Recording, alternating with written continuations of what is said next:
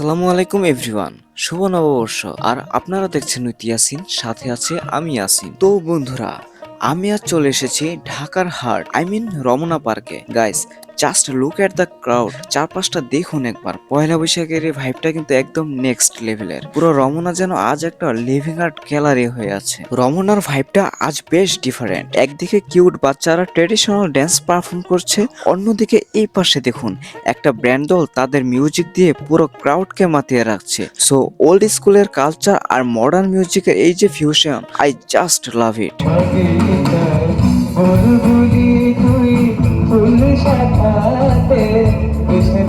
আরেকটা ইন্টারেস্টিং ব্যাপার নোটিস করলাম, দেখুন সবাই কিন্তু আমাদের দেশীয় ট্রেডিশনাল ড্রেসে সেজেছে। মেয়েদের লাল সাদা শাড়ি, ছেলেদের পাঞ্জাবি, জাস্ট অ্যামেজিং। এই ট্রেডিশনাল ড্রেস আপগুলো আমাদের উৎসবের কালারকে আরো ব্রাইট করে দিচ্ছে। শুধু এই উৎসবের ভিড়ই নয়, পার্কে কিন্তু অনেককে দেখলাম ক্যানভাসের ছবি আঁকছে, ফটোগ্রাফাররা ছবি তুলছে। সো আর্টিস্টিক একটা ব্যাপারও কিন্তু আছে। একটু এই দিকে দেখুন, এখানে সব ট্রেডিশনাল কালেকশন, হ্যান্ডমেড জুয়েলারি থেকে শুরু করে বাঁশের তৈরি অনেক সরঞ্জাম। এই ডেকোরেশন আর এই দেশীয় জিনিসের যে colourful combination, that is the just amazing.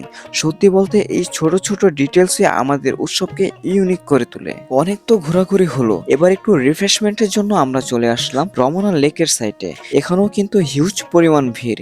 লেকের এই ওয়াটার ভিউ আর খোলা বাতাসের নিচে বসে আড্ডা দেওয়ার মোমেন্টটা আসলে দারুণ পিসফুল। এই জায়গাটা যেন শহরের সব ব্যস্ততা থেকে একটু ব্রেদিং স্পেস দিচ্ছে। সো গাইস, এই ছিল আমার এবারে পয়লা বৈশাখের ব্লগ। রমনা পার্কের এই উৎসবের আমেজ আপনাদের কেমন লাগলো অবশ্যই কিন্তু কমেন্ট করে জানাবেন। If you enjoyed this video, hit the like button and share it with your friends. দেখা হবে পরে কোনো অ্যাডভেঞ্চারে। টিল দেন টেক কেয়ার, আল্লাহ হাফেজ।